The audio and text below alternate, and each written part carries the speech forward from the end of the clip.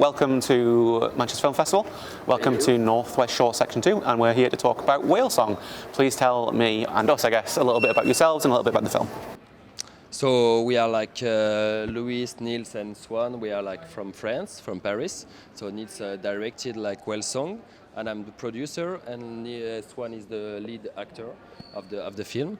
And so yeah, we are coming from France, and maybe Niels can tell a bit about the film. Ça sera la prochaine question. I loved the location, like the setting of the factory in the background, like it invoked Blade Runner for me, even though it was a very domestic film. Like, which came first? Was it a story that found that location, or was it, I don't know, did you see the refinery and be like, I want to shoot something there? So it's funny you say it reminds you Blade Runner, because I saw Blade Runner and I saw it after, like again, I saw it after again, like doing this short. And the beginning with the factory, it's almost the same. And I was like, oh shit, it was unconscious. Like, so no, I was looking for a place where a mother can sleep at night with her daughter and to escape a quiet place. And when I saw this particular place with, you have like big factories, like industrial factories and the sea. And it was a fight for me between like brutality and like softness of nature and the sea. And so they are stuck in between because it's part of the story. So I think it was representing really like right all the stories. Like the place was a symbol of this. So, and visually it was super beautiful also. So it worked. Obviously, you guys are French. The film is in French with English subtitles. Like, my French isn't amazing, but I picked up a couple of moments where what's said and what's in the subtitles aren't 100%. Like they don't match word for word. Is that something that you're confident in? Like, would you change it in subtitles to have the same meaning even though they're different words? Or like, what's the challenge, I guess, of being an international filmmaker? I think you get always like things lost in translation. Of course, we had our UK team checking everything, but yeah, I think some subtleties are more into like the way you say it, and there is not really the same words to do it. Maybe I would say sometimes it's surprising, like how English is more efficient than French. So something that is long can be reduced in English to not sound like so posh or so like, and yeah, of course there is always like lost in translation, but he does movie in English and in French, so maybe he can tell more than me. I have an opinion about it. No, it's true. I work in English and I work in French, and no, it's true. Like, you can sometimes you lose something when it's not the language from the native language. But I think if with the emotions and everything, sometimes if you just have the meanings, you can feel the thing. So, but that's really a challenge to translate like in a very accurate way the native language. It's quite hard. But I think, yeah. Not to be honest, in the movie, that's quite cool. It's interesting that you noticed it from a UK speaker. So and actually, there was at the beginning of the project, there was a question you asked me. Maybe we can shoot this in English with Ella, because Ella is also, she's working abroad and a lot in English. So that was a question, but finally you wanted. Comfortable with French. Yeah. As I sound. Yeah, exactly. You wanted to do it in French, and I think it's good. We co-produced it with a UK company also. It was a question at some point, but I feel more comfortable with French, of course. I think it's changing subject slightly. It's an interesting film narratively because it's a film about a breakup that we don't see. Like, we don't see the inciting incident. Was that always the choice, or was it an earlier version that was perhaps longer and started sooner? Yeah. So for me, it's a very personal story. So we worked a lot on the background and on what the characters should be, what's the development of the characters, inspired by people I know. So at some point, I wanted to capture this exact moment where the mother sets free.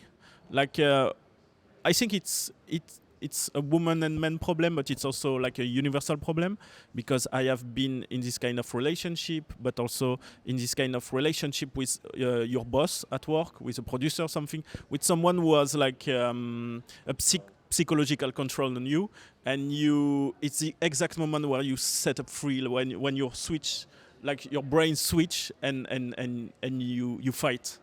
And I wanted to define this moment exactly in your life when you have the courage to fight.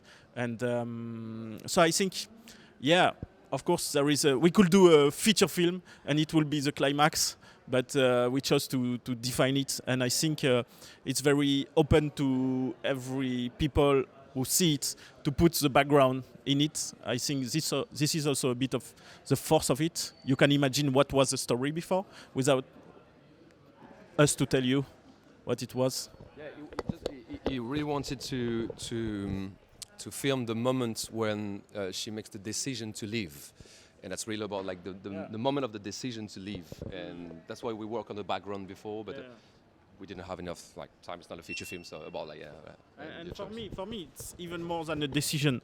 It's like a survival instinct. Yeah. When you cannot do more, like. At this exact time, like your survival instinct, like push you to do things you never did before. So that's pretty much.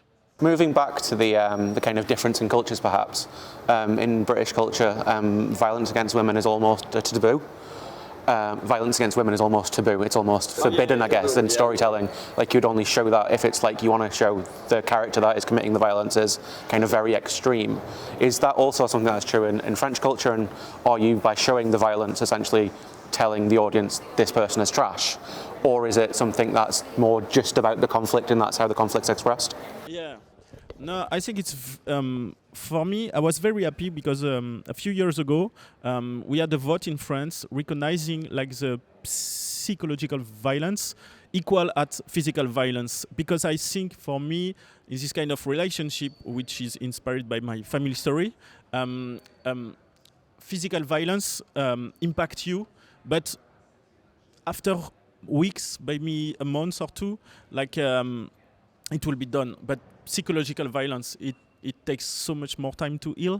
So I think we showed a bit of violence, but not so much. We could have been way more. Like it's not about like someone eating someone else or a husband eating his wife. It's more about the psychology like he has on her.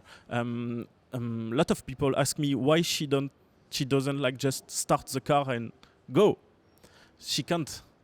It's the same as like when a wife is beaten and she can't leave her husband because she's stuck in her position. And I wanted to define that. If she could do that, it would be so easy. But that's not how it works. When someone has the power on you, you just are paralyzed and you cannot act. So, I mean, I'm proud that people are upset she doesn't go because I think it's more accurate than if she was like brave at the beginning. That's fair. If I keep you talking much longer, you will miss the film. So I'll ask one more question before you go. What's next for Whale Song? What's next for you guys individually?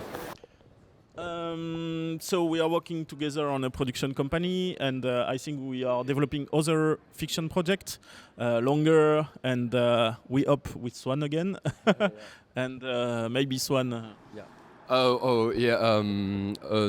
Next projects. Recently, I've been doing like a lot of TV in France, and some feature films also. And I'm also writing a scenario on myself that I want to play in it, and also do like it will be my first directing job. So that's my next step also. And yeah, some French TV and English TV projects. So thank you guys. I will let you go and watch it, and we'll chat a little bit afterwards.